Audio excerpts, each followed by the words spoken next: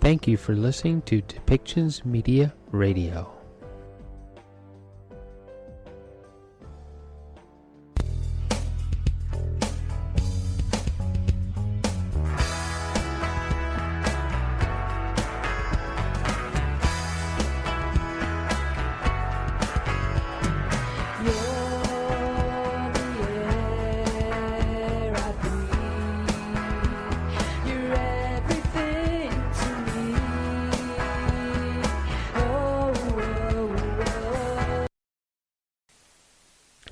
Welcome back, everyone.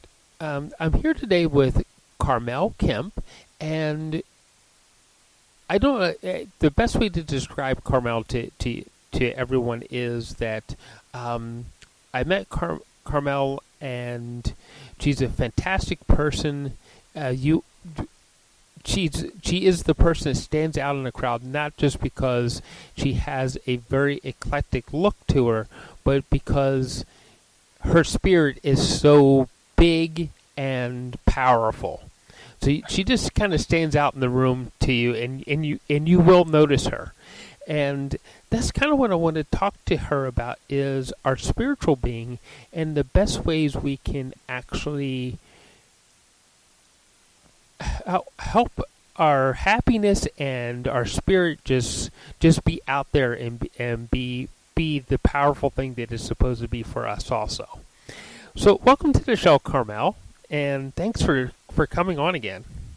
Oh, well, thank you, Michael. I'm thrilled to be here, and really welcome the opportunity to have this discussion. So I know you usually ask people to send me some sort of introduction as to what they do, and I didn't do that to you, but kind of on purpose, because I also wanted you to kind of hear what I actually thought of you. I appreciate that. I love that. That's a great twist. I absolutely love it. Yeah. When we met through a networking organization, more directed towards ladies than anything else, but they welcomed me in, and you were one of the first people I noticed in the room, besides the owner of the whole entire network. And to have worked with many masters and teachers, including plant medicine with ayahuasca, San Pedro, psilocybin, who are also great teachers, that I have amassed this sort of great big toolbox, so to speak. And I come from the point of view, and I really firmly believe, that we can't really learn just by listening to other people and without applying something. So I provide people with tools and processes to incorporate into their daily life that will result in them experiencing these shifts for themselves. Right? You know that old saying, you can't tell anybody you can't tell her anything, right? Well, if you can't really tell people things, we have to experience it for ourselves. And so how to do that? So there's many different tools. We can call that spiritual practice. We can call it sadhana. There are some meditations. There are a lot of sort of exercise and exploring really where and why our thought patterns come from the way that they do. And then, one of the biggest things is I teach people how to interrupt the cycle. We get into the story, the negative loop, and it's really actually quite simple. It's come back to the breath. It's always coming back to the breath. Take 3 big deep breaths, count to 6, and then basically radiate love, gratitude, positivity, and place your focus and awareness on something that is pleasant for you, because that's basically the release. And that's very simple. It's one of the baseline tools that I offer to people to use so that we can get out of that constant turmoil. And so, there's that way. I also have a shamanic mentoring program that I work with people through, that they can learn how to work with spirit and their spirit guides, and also incorporate that and use that in shamanic healing. And so that's the sort of the second vein. leading into working with plant medicines such as ayahuasca, who is an absolutely amazing healer. And I am nothing without the spirit. So, first and foremost, that's really important, is that I am nothing without the spirit. And we invoke those spirits and we work with those spirits and the different qualities and medicine that everything has. Dogs have medicine, their spirit has medicine, a jaguar, a butterfly, plants such as even cedar, ayahuasca, San Pedro. Shamanically, we believe that the world is animated and is animism. And within that animation, we can communicate and work with those forces, energies, and spirits to provide healing and experiences for people. Yeah. Okay. When we're talking about spirit and healing and everything, do you believe that we're all interconnected through that energy? Yeah, absolutely. Really, there's no such thing as physical matter, but that's a different sort of conversation. There's energy and consciousness, Mm-hmm. really, quite simply. And human beings and all of the things that we experience and see in this physical 3D reality is really just condensed energy. And the only reason that we can see and experience that with the physical eyes is because we vibrate so slowly that we stop light, and that light gets reflected back and the images get reflected back. So if you took a look even at a table is atoms are constantly moving and vibrating, and science is now catching up with the ancient mystics knew millennia ago. Is there no such thing as physical matter? So, I think they've proven this now, that a human being is appearing and disappearing 20 million times per second. Now that's a with when you look at really clear you, how could we possibly be one, right? Because we're looking at physicality. When we take that and we just enter into different levels and dimensions of consciousness, that interconnectedness becomes much more apparent. This is where, we can start to use our intuition. A lot of people will, psychic abilities. We all have those gifts and abilities. It's just that some people are at a different awakening to being able to work with them because they've worked through the layers and worked through a lot of the negative thought, emotion loops, and have basically raised their vibration to a place where everything is accessible.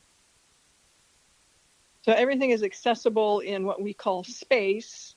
In India, we refer to that as the Akash, and a lot of people will refer to, reading the Akashic records. Well, the Akashic records, the Akash is really everything that has ever happened, every thought, word, deed of every single human that has ever lived in its entirety. So the past, present, and largely the future are here right now for us to be able to access. Now, the future is never really written in stone, but there's a high probabilities of probabilities that evolve within that allow us to work with that. But typically, we work with just what is here and now. And I can be grateful for it, and I'm not attached to it. And that's the kicker. As soon as we become attached to anything, it changes the energy of it. And then we start to doubt. We're so attached to it. So it's about really surrendering that to spirit and going, here's my vision. I surrender it now to you. So this or something better. And then knowing and believing that that is going to be delivered to you. And the how, the why, and the when isn't up to you. It's just the what. And so, we all, who doesn't want to feel loving, peaceful, and joyful all the time? And we can only do that in the now. We can't do that when we're caught up in a past experience. And we can't really do that when we're focused and worried about what might happen next week. That's probably not going to happen anyway.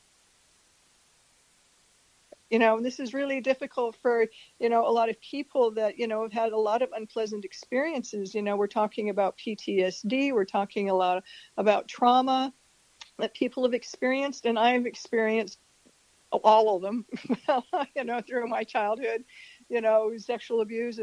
I've experienced a lot of what people would call traumatic events in my life. And unfortunately, we become triggered. So it's about, teaching people how to work through the triggers, and to get to a place of simply acceptance. And that's hard for a lot of people to do, because it just is. But there's things that we can do and things that we can work through, that we can get to a place where we can simply accept every single thing that has ever happened to us, and even accept our own thought, word, and deed, every single one of them. Because self-judgment, regret, remorse, guilt, shame, all of these energies are so incredibly toxic, and they keep us from really our full potential, which is limitless and infinite. We get so hung up on being told that everything is limited. A lot of messages out there telling us that there's a limit to this, there's a limit to that. But we can exist without those limits, right? Absolutely. The only reason, if I were to say to you, I work with a guru who's an enlightened master, and if I were to ask you, if you can get up and walk across the room right now, what would you say? Sure. Right? I can get up and walk across the room, Right. yes. So, but if I asked you if you could fly around the moon right now, what would you say? I don't have a rocket. Right? But the only reason that you don't think that you can fly off right now is because it's never been in your experience, in your past experience. So basically what we do is that we set our limits based on what we've experienced in the past.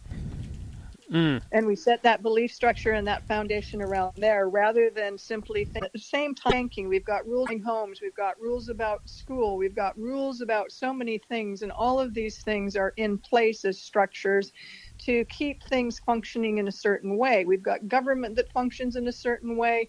And so we have this collective consciousness that is, if people just ascribe to that, then they don't see beyond that.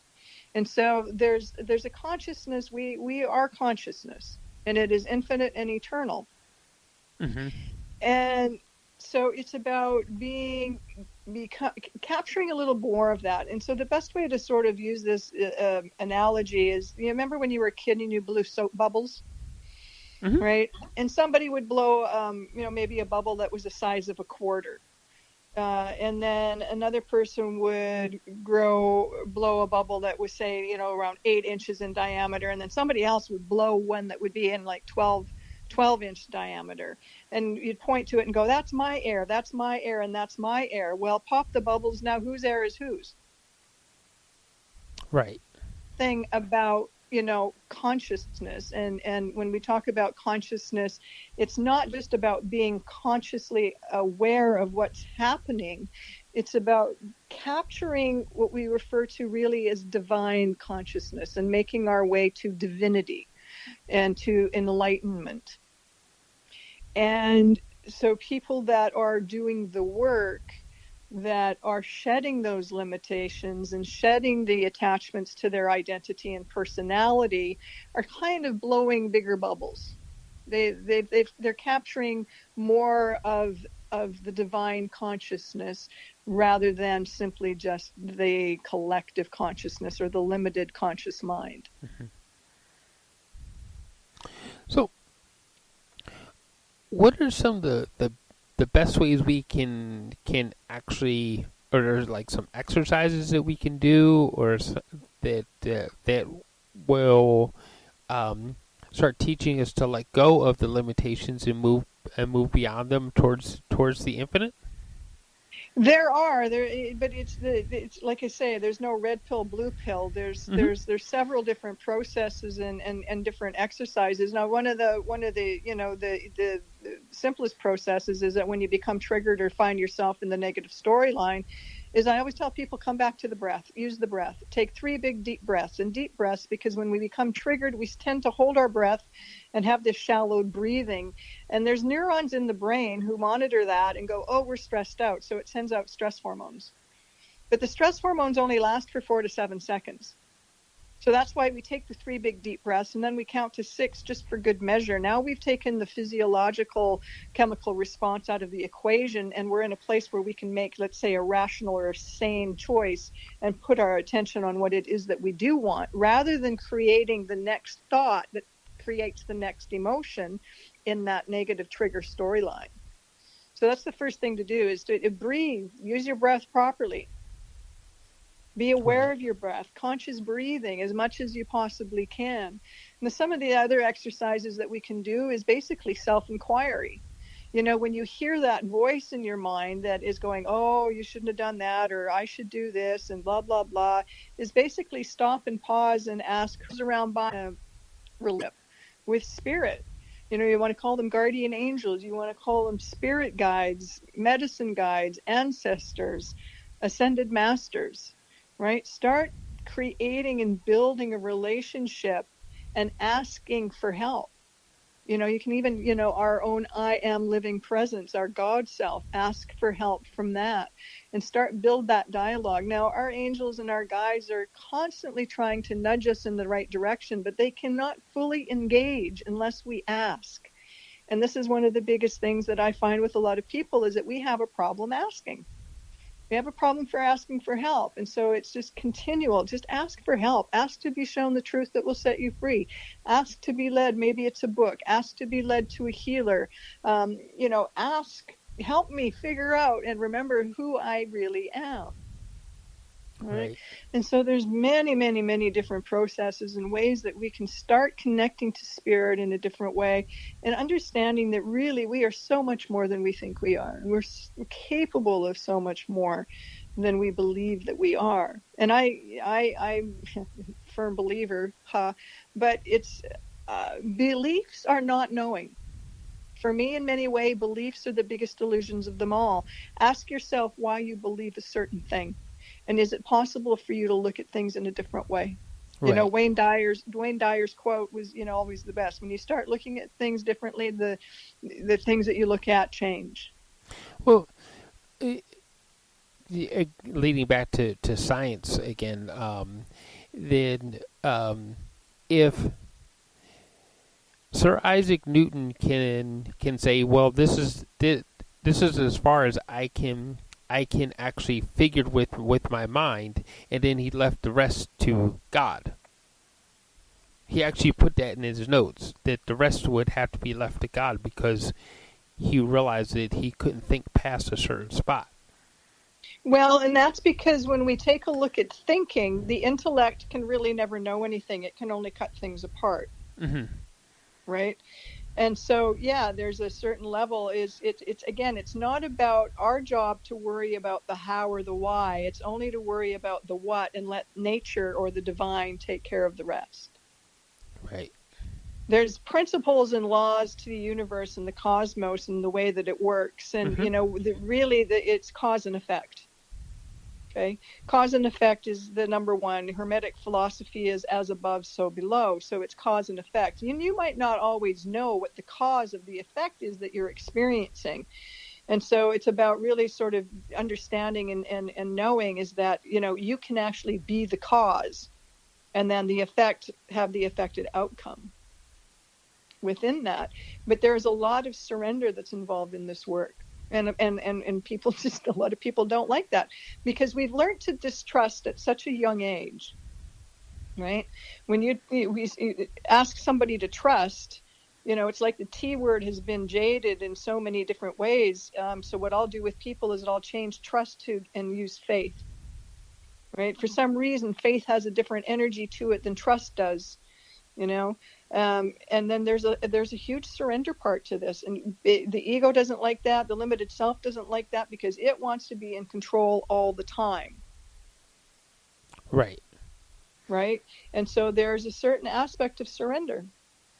So if we trust, we allow ourselves to surrender. Yes, and a big part of that, and a big component is not just simply trusting in the divine, but it's also about trusting yourself. And it's difficult to do that when we have the perception that we've made so many mistakes. So we also learn to not trust ourselves. which was one of the biggest lessons, especially getting into this work. I mean, I've just, I've been, not on this path a long time in the grand scheme of things. It's been 8 years, but I did it 24/7 in the relationship, and it's messy. It's bloody messy, because you have these realizations that, oh my God, that's not how I thought things were at all. I mean, that just completely. So I look now to shatter beliefs, and if I don't shatter them, that means that I can confirm some of them. But it's either one or the other. I understand that the beliefs are not knowing, and they're not there to just be the mainstay. They're there to be challenged.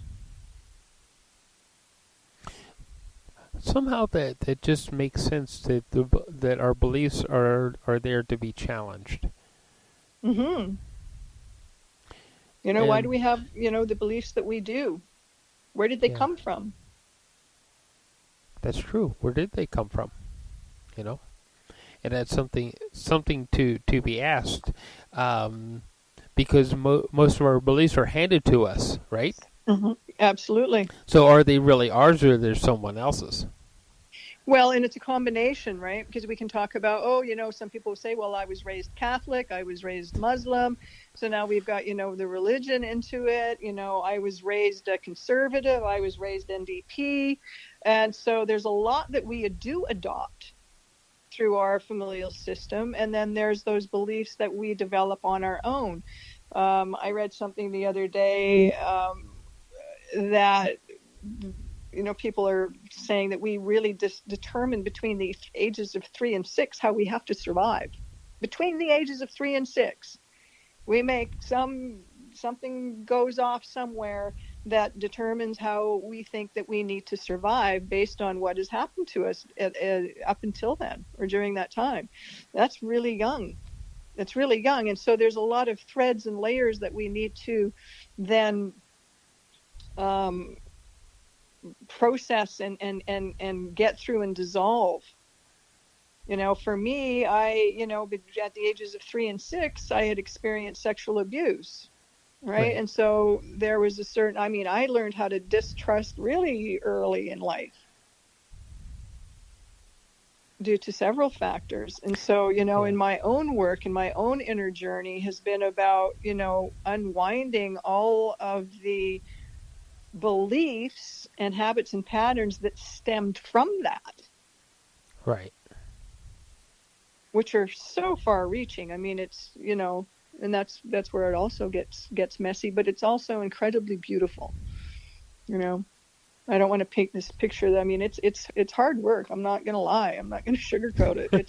It's hard. It's hard work. It is tremendously hard work, but you get to a point where you experience so many miracles and have so many mystical experiences that are undeniable that it just gets to a point where it's just, I can't go back now kind of thing. Right. Right. Right. And then when you can see how that impacts your life, like simply just like breathing, counting to 6, and then radiating love and gratitude and finding something positive to place your attention on. If you do that, wash, rinse, and repeat. Every time you find yourself in a negative storyline or when you get triggered, you'll find that within a short amount of time, and I mean a couple of weeks, if not even a week, that you'll notice that you're pulling yourself out faster. You're noticing that you're a lot calmer and everything else. And you'll keep on doing it, because then that becomes the motivation, because now you are starting to experience something different than you've experienced before. You're like, oh my goodness, this is actually really working. And I couldn't believe it when it happened with me, because I stumbled on it. I had been taking courses and traveling all over the place, and they're saying, okay, when, Pema Chodron talks about, Shen Pa, that trigger moment, and about choosing to do something different. Well, okay, I get it, but how do you do that? And so I incorporated a whole bunch of different sort of trial and error systems, and I came upon breathing, counting to 6, and putting my attention, on something beautiful and positive and loving. And it worked for me. And I spent 50 years in a negative storyline loop. So I thought, well, if it can work for me, it's got to work for everybody else. Right? And, the number one thing with that, too, is that if you find yourself back into the storyline in 5 minutes, just don't beat yourself up for it. You have to make a game out of it. You have to go, oh, okay, come on, Carmelle. I know you. Okay, it's okay. Let's go do it again. breathe, and wash, rinse, repeat, wash, rinse, and repeat, because that's what got us into this mess in the first place. So we have to do the wash, rinse, and repeat to get out of it. So that's the best thing Right. I can say for in the easiest thing, because you can do that on the fly, right? You can do it in the bathroom, you can do it in the car, you can do it on the bus, you can do it in standing in line in Starbucks, you can do it anywhere. You don't have to carve out half an hour of your day to sit and meditate. And it's the easiest thing to do, and you do it wash, rinse, and repeat. And cultivating gratitude. Yeah. Gratitude, saying thank you is receiving. It's saying thank you. I mean, I'm trying to cultivate constantly, and we can go overboard with this sometimes, but I do that on purpose. I tell people to be thankful for the toilet paper, be thankful for, they've got a bed, a pillow, a blanket, and, all of these things. Yeah. In you talk about toilet paper in the bed. It isn't just about saying I'm thankful and grateful for it because somebody else in the world doesn't have it. It's just being grateful and thankful because you have it. Exactly. And so it's being grateful for what you have and being grateful for the abundance that is in your life right now. And when you can be in that gratitude, it actually acts as a magnet and will bring more of those experiences to you. Right. Right. And there's no limit. A lot of people I know, I mean, so many people that have so many issues with money, it's not funny. And I have experienced my issues with it, my outlook, my belief around it as well. And a lot of people will say, oh, well, that's greedy, I don't want to ask for too much. Listen, there is enough. And as the universe expands, and as that gratitude, everything expands with it. A lot of people, well, I don't want to have too much when there's other people, that don't have. And the first thing that we really need to understand is that take care of this one first, right? Mm-hmm. There is enough. We all have the same abilities to create and manifest abundance. It Right. just depends on what people's blocks to those are. And so it's about being grateful. And the other thing too, is it about, it not just always asking for ourselves. It's about being grateful for someone else's success. It's about sending our prayers and our blessings and sending our love and blessings out into the world and beyond, and to surround those people that are struggling with negativity, to surround them with light and with hope. And I do that every day. I do that in every day because that starts the flow. I'm sending out love. I'm sending out good vibes. I'm sending out good energy, and that energy flow will come back. It's cyclical. That's the flow. And so we send prayers and love out for our fellow humans. Amen. Yeah. And I think that's one of the beliefs that I keep coming back to that I haven't been able to break. That is that if I put good out for myself and for others and just let it go out there, that it flows through and it comes back again, right? Absolutely. So, yeah. Yeah. Anyway, we're running out of time. So, No worries. is there a best way to get a hold of you and work with you? Yeah, sure, absolutely. My website, which is carmellekemp.com. So it's CarmelleKemp.com. And there's a whole bunch of buttons there that will connect you with me for, we can have a free chat if you're interested in doing some exploring. And it goes right to my booking calendar. Awesome. Send me an email and we can connect that way. Awesome. And thank you so much for coming on the show today and sharing your wonderfulness. Oh, thank you so much, Michael. I very much appreciate it. All right. All right. Thank you for listening, everybody, and we will see you next time.